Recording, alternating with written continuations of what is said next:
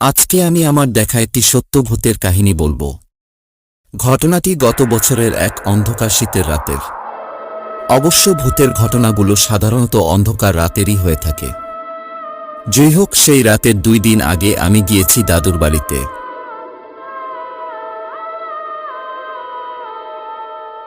আগেই বলে রাখি, আমার দাদুর বাড়ি গাজীপুরের কাপাসিয়ায়।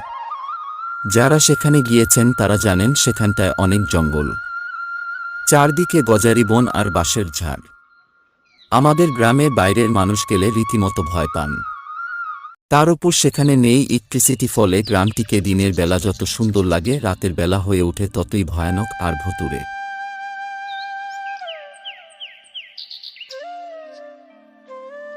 তো সেখানে গেলে আমি আর আমার এক চাচাত ভাই সারাদিন একসাথে ঘুরে বেড়াই।